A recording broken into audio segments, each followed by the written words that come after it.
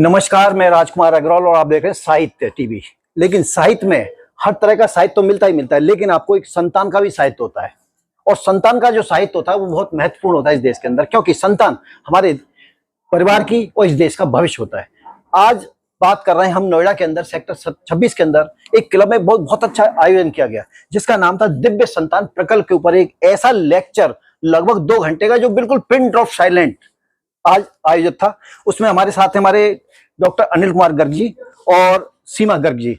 लेकिन मैं आपको एक बात बता दूं, इससे पहले कोई भी बात कहूं, आपकी एक मनोकामना एक ऐसी मनोकामना होती है, जैसा मन में आपका ख्याल होता है कि मैं एक मकान बनाऊं, एक ऐसा दिव्य मकान बनाऊं, एक आलीशान मकान बनाऊं और जिसकी कोई कल्पना नहीं होती है, उससे भी सुंदर मकान बनाऊं। लेकिन क्या आपने कभी सोचा है कि आपकी संतान भी कोई दिव्य आत्मा के रूप में निकल करके आए? नहीं। लेकिन उसके बारे में आज बात करेंगे कि दिव्य आत्माओं की इस देश को, इस राष्ट्र को, आपके परिवार को कितनी जरूरत है। डॉक्टर साहब प्लीज। यस, ये कोई कपोल कल्पना नहीं है। आप अपनी इच्छित संतान की प्राप्ति कर सकते हैं और इसके लिए प्रयास बहुत ज्यादा मुश्किल नहीं है। यह प्रक्रिया शुरू होती है संतान ग्रहण करने के लिए के 3 महीने पहले मिनिमम, मीन्स 12 महीने का समय होता है। इसके अंदर आपको खान पान, आचार विचार, रहन सहन, संयम और किसी भी प्रकार के substance abuse means like too much of coffee है, टबैको है, अल्कोहल है, इनसे बचना है। और एक बहुत सिंपल प्रिंसिपल याद रखना है कि जब बच्चा आप ग्रहण कर रहे हैं उस वक्त आप एक बड़ा काम कर रहे हैं, एक आत्मा के अवतरण की प्रक्रिया है। उसको भोग की दृष्टि से ना भोगे, बल्कि उसको एक संतान के अवतरण, एक दिव्य संतान के बनाने की प्रक्रिया योग और तपस्या के रूप में ले। और उस वक्त भी आप प्रभु का स्मरण करें और उस संतान की चाहत अपने मस्तिष्क में रखें जैसी संतान आप चाहते हैं। फिर 9 महीने के दौरान आपको आपका जीवन पूर्णतः संयमित रखना है। एक तपस्विनी की भांति आपको सोचना है। किसी प्रकार की ज्वलन, द्वेष, ईर्ष्या, डहा ये नहीं रखनी। लड़ाई झगड़ा, वो कोई भी रील्स, वो कोई भी यूट्यूब, वो सारे दृश्य जो आतंकी उद्वेलित करते हैं, डराते हैं, वो सब आपको कतई नहीं देखना है। जैसा बच्चा आप चाहते हैं वैसा आचरण आपको अपने जीवन में धारण करना है।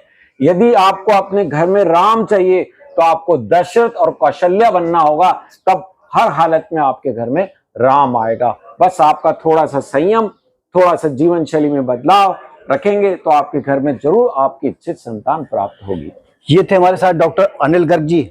आपके मन में कल्पना हमेशा रहती है कि मैं अच्छा मकान तो बना लूं, लेकिन कभी आपने इस बात का विचार नहीं किया कि मैं एक अच्छी संतान पैदा कर सकूं, एक दिव्य संतान पैदा कर सकूं, ताकि देश के लिए आपका बच्चा जो है कुछ नाम रोशन करेगा। हमारे साथ में सीमा गर्ग जी और महिला हैं, मातृत्व शक्ति हैं। हम उनसे भी जानना चाहेंगे दिव्य संतान के बारे में आप कितना इस समाज को, इस देश को किस तरह से कहना चाहेंगी? दिव्य संतान में यही कहना चाहूंगी कि एक आदर्श और योग्य संतान समाज की इकाई है। और यदि आप एक श्रेष्ठ समाज का निर्माण करना चाहते हैं तो उसकी सारी इकाइयां श्रेष्ठ होना चाहिए। और इसके लिए जैसा अभी डॉक्टर साहब ने बताया कि यदि आपने आचार विचार व्यवहार सब संयमित रखा तो आप एक अच्छी आत्मा को इनवाइट करके एक योग्य संतान को जन्म दे सकते हैं।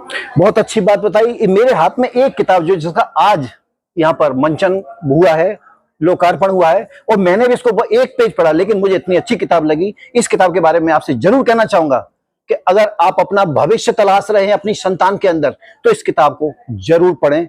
इस किताब को पढ़ने से आपके बहुत सारी मन की जो विकृतियां हैं वो स्वयं निकल जाएंगी। इस किताब के रचयिता हमारे डॉक्टर साहब और हमारी सीमा जी हैं। मैं आपसे इतना निवेदन करूंगा कि आप इस किताब को जरूर मंगाएं, पढ़ें, डॉक्टर साहब को फोन करें, मुझे फोन करें, मैं इस किताब की व्यवस्था आपके लिए करता रहूंगा। ये निःशुल्क हम बांट रहे हैं। ये निःशुल्क है। सबसे बड़ी बात, हमें आपको इसको कोई पैसे नहीं देने, और इसमें इतना ज्ञान है, आपका पूरा भविष्य इस किताब के अंदर है। सॉफ्ट कॉपी भी अवेलेबल है इसकी सॉफ्ट कॉपी भी मैं डिस्क्रिप्शन में आपको दे दूंगा। नमस्कार। Thank you.